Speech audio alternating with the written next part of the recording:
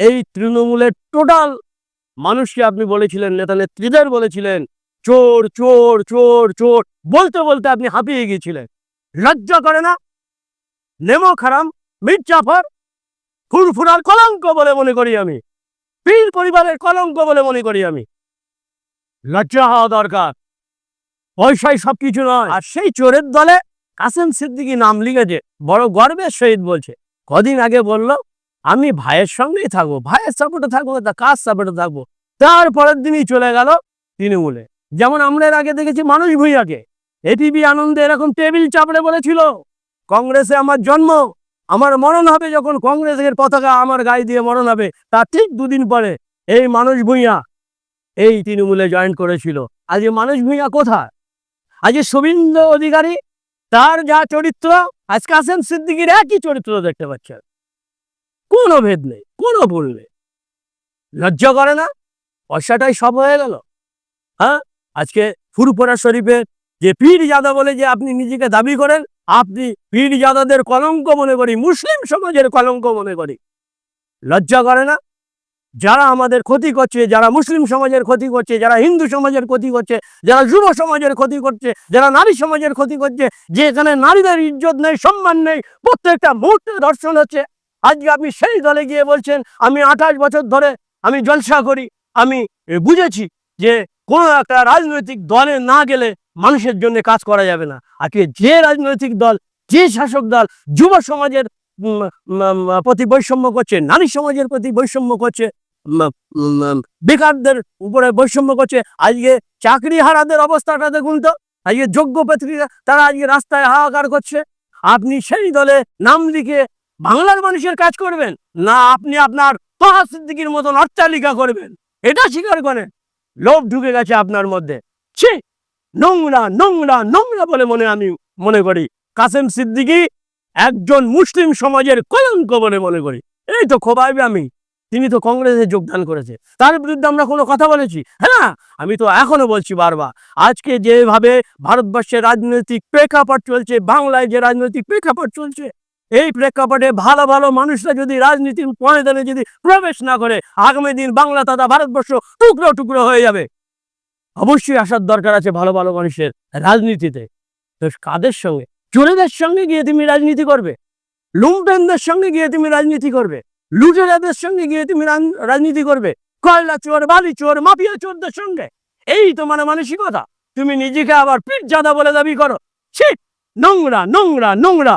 ধিক্কার জানাই কাসেম সিদ্দিকী আমি। শওকত মোল্লারও খুব তাড়াতাড়ি তিহার জেলে ঢুকতে হবে।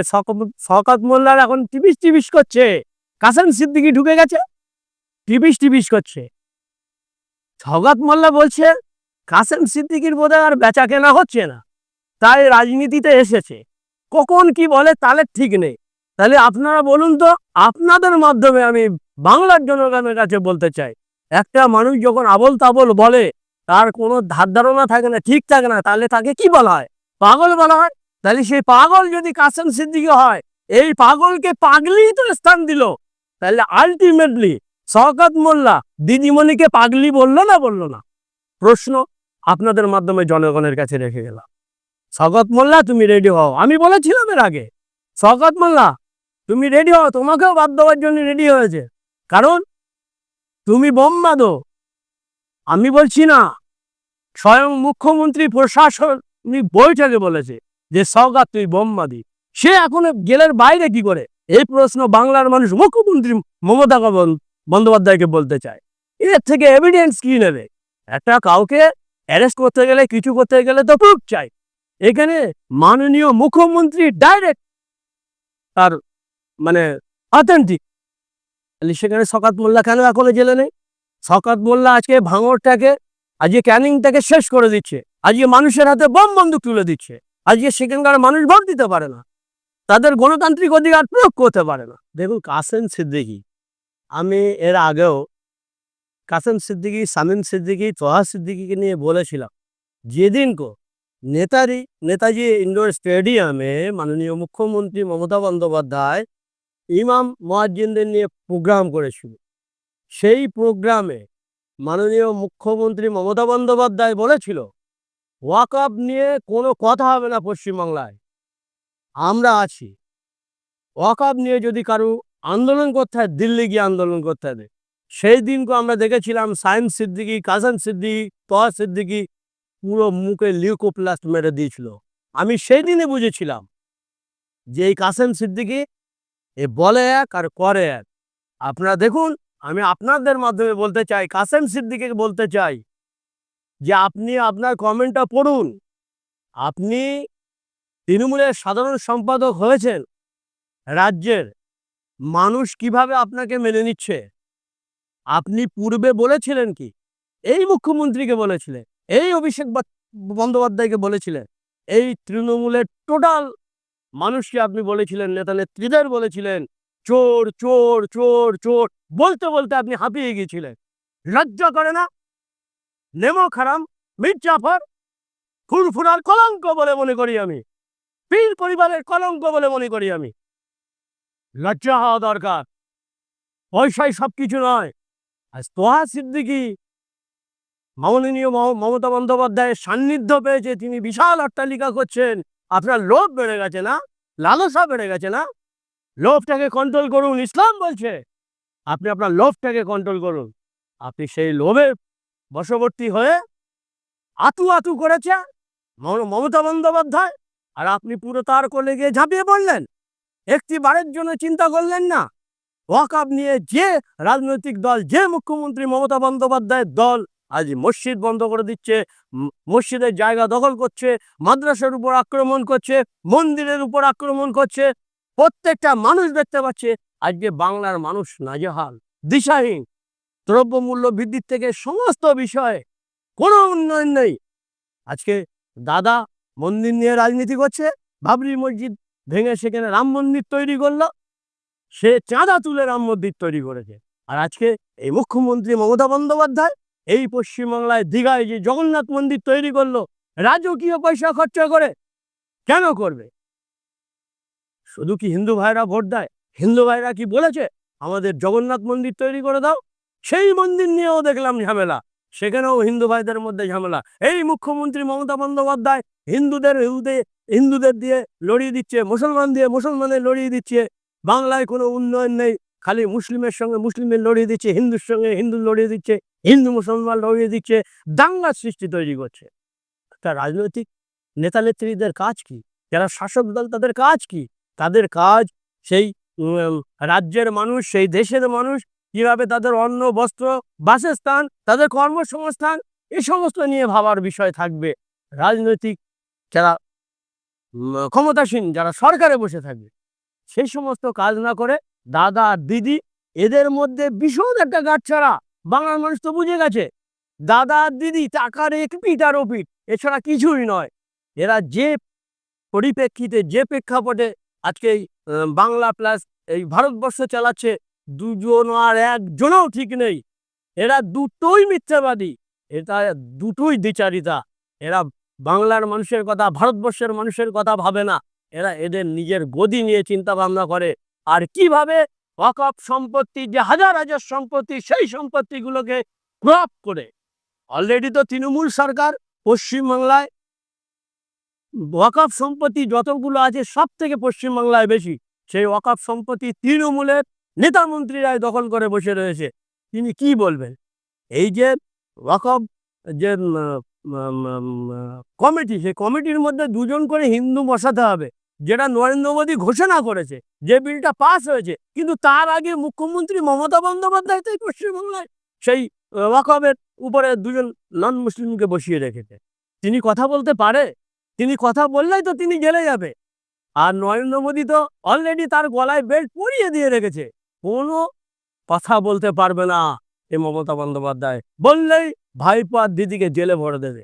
আমরা সবাই জানি দিনের আলোর মতো পরিষ্কার, মমতা বন্দ্যোপাধ্যায়, অভিষেক বন্দ্যোপাধ্যায় এবং নরেন্দ্র মোদী এরা তো সেই নাগপুরের প্রোডাক্ট, সেই RSS এর প্রোডাক্ট।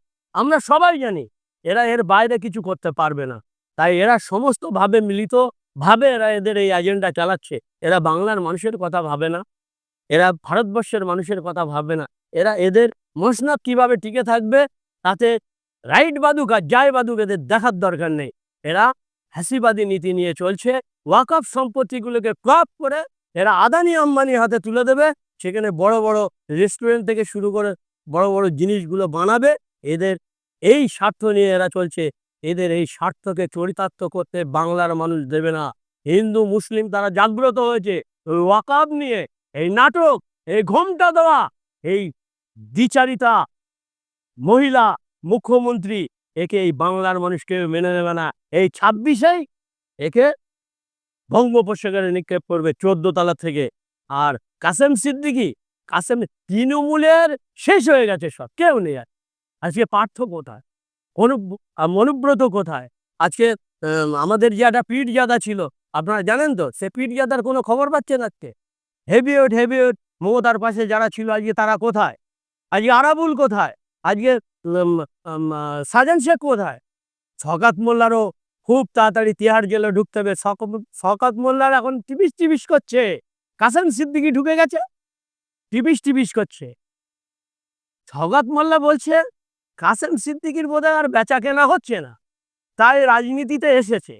কখন কি বলে তাহলে ঠিক নেই। তাহলে আপনারা বলুন তো, আপনাদের মাধ্যমে আমি বাংলার জনগণের কাছে বলতে চাই, একটা মানুষ যখন আবল তাবল বলে, তার কোনো ধার ধারণা থাকে না, ঠিক থাকে না, তাহলে তাকে কি বলা হয়? পাগল বলা হয়। তাহলে সেই পাগল যদি কাসেম সিদ্দিকী হয়, এই পাগলকে পাগলি তো স্থান দিল, তাহলে আলটিমেটলি শওকত মোল্লা দিদিমণিকে পাগলি বললো না? প্রশ্ন আপনাদের মাধ্যমে জনগণের কাছে রেখে গেলাম। শওকত মোল্লা তুমি রেডি হও। আমি বলেছিলাম এর আগে, শওকত মোল্লা তুমি রেডি হও, তোমাকেও বাদ দেওয়ার জন্য রেডি হয়েছে। কারণ তুমি বোম বাঁধো, আমি বলছি না, স্বয়ং মুখ্যমন্ত্রী প্রশাসনিক বৈঠকে বলেছে যে শওকত তুই বোম বাঁধি। সে এখন জেলের বাইরে কি করে? এই প্রশ্ন বাংলার মানুষ মুখ্যমন্ত্রী মমতা বন্দ্যোপাধ্যায়কে বলতে চায়। এর থেকে এভিডেন্স কি নেবে? একটা কাউকে অ্যারেস্ট করতে গেলে, কিছু করতে গেলে তো প্রুফ চাই। এখানে মাননীয় মুখ্যমন্ত্রী ডাইরেক্ট তার অথেন্টিক। তাহলে সেখানে শওকত মোল্লা কেন এখনো জেলে নেই? শওকত মোল্লা আজকে ভাঙড়টাকে, আজকে ক্যানিংটাকে শেষ করে দিচ্ছে। আজকে মানুষের হাতে বোম বন্দুক তুলে দিচ্ছে। আজকে সেখানকার মানুষ ভোট দিতে পারে না, তাদের গণতান্ত্রিক অধিকার প্রয়োগ করতে পারে না। আর সেই চোরের দলে কাসেম সিদ্দিকী নাম লিখেছে, বড় গর্বের সহিত বলছে। কদিন আগে বলল আমি ভাইয়ের সঙ্গেই থাকবো, ভাইয়ের সাপোর্টে থাকবো, তা কার সাপোর্টে থাকবো? তারপরের দিনই চলে গেল তৃণমূলে। যেমন আমরা এর আগে দেখেছি মানুষ ভূঁইয়াকে এটিভি আনন্দে এরকম টেবিল চাপড়ে বলেছিল কংগ্রেসে আমার জন্ম, আমার মরণ হবে, যখন কংগ্রেসের পতাকা আমার গায়ে দিয়ে মরণ হবে, তার ঠিক দুদিন পরে এই মানুষ ভূঁইয়া এই তৃণমূলে জয়েন করেছিল। আজকে মানুষ ভূঁইয়া কোথায়? আজকে শুভেন্দু অধিকারী, তার যা চরিত্র, আজ কাসেম সিদ্দিকীর একই চরিত্র দেখতে পাচ্ছেন। কোনো ভেদ নেই, কোনো ভুল নেই। লজ্জা করে না? পয়সাটাই সব হয়ে গেল। হ্যাঁ, আজকে ফুরফুরা শরীফের যে পীরজাদা বলে যে আপনি নিজেকে দাবি করেন, আপনি পীরজাদাদের কলঙ্ক মনে করি, মুসলিম সমাজের কলঙ্ক মনে করি। লজ্জা করে না? যারা আমাদের ক্ষতি করছে, যারা মুসলিম সমাজের ক্ষতি করছে, যারা হিন্দু সমাজের ক্ষতি করছে, যারা যুব সমাজের ক্ষতি করছে, যারা নারী সমাজের ক্ষতি করছে, যেখানে নারীদের ইজ্জত নেই, সম্মান নেই, প্রত্যেকটা মুহূর্তে ধর্ষণ হচ্ছে, আজকে আপনি সেই দলে গিয়ে বলছেন আমি 28 বছর ধরে আমি জলসা করি, আমি বুঝেছি যে কোনো একটা রাজনৈতিক দলে না গেলে মানুষের জন্য কাজ করা যাবে না। আজকে যে রাজনৈতিক দল, যে শাসক দল যুব সমাজের প্রতি বৈষম্য করছে, নারী সমাজের প্রতি বৈষম্য করছে, বেকারদের উপরে বৈষম্য করছে, আজকে চাকরি হারাদের অবস্থাটা দেখুন তো। আজকে যোগ্য প্রার্থীরা তারা আজকে রাস্তায় হাহাকার করছে। আপনি সেই দলে নাম লিখে বাংলার মানুষের কাজ করবেন না, আপনি আপনার তোহা সিদ্দিকীর মতন অট্টালিকা করবেন? এটা স্বীকার করেন। লোভ ঢুকে গেছে আপনার মধ্যে। ছি, নোংরা নোংরা নোংরা বলে আমি মনে করি। কাসেম সিদ্দিকী একজন মুসলিম সমাজের কলঙ্ক বলে মনে করি। এই তো খোবাইবে আমি, তিনি তো কংগ্রেসে যোগদান করেছে, তার বিরুদ্ধে আমরা কোনো কথা বলেছি? হ্যাঁ, আমি তো এখনো বলছি বারবার, আজকে যেভাবে ভারতবর্ষের রাজনৈতিক প্রেক্ষাপট চলছে, বাংলায় যে রাজনৈতিক প্রেক্ষাপট চলছে, এই প্রেক্ষাপটে ভালো ভালো মানুষরা যদি রাজনীতির ময়দানে যদি প্রবেশ না করে, আগামী দিন বাংলা তথা ভারতবর্ষ টুকরো টুকরো হয়ে যাবে। অবশ্যই আসার দরকার আছে ভালো ভালো মানুষের রাজনীতিতে। তো কাদের সঙ্গে? চোরেদের সঙ্গে গিয়ে তুমি রাজনীতি করবে? লুম্পেনদের সঙ্গে গিয়ে তুমি রাজনীতি করবে? লুটেরাদের সঙ্গে গিয়ে তুমি রাজনীতি করবে? কয়লা চোর, বালি চোর, মাফিয়া চোরদের সঙ্গে? এই তোমার মানসিকতা? তুমি নিজেকে আবার পীরজাদা বলে দাবি করো। ছি, নোংরা নোংরা নোংরা। ধিক্কার জানাই কাসেম সিদ্দিকী আমি।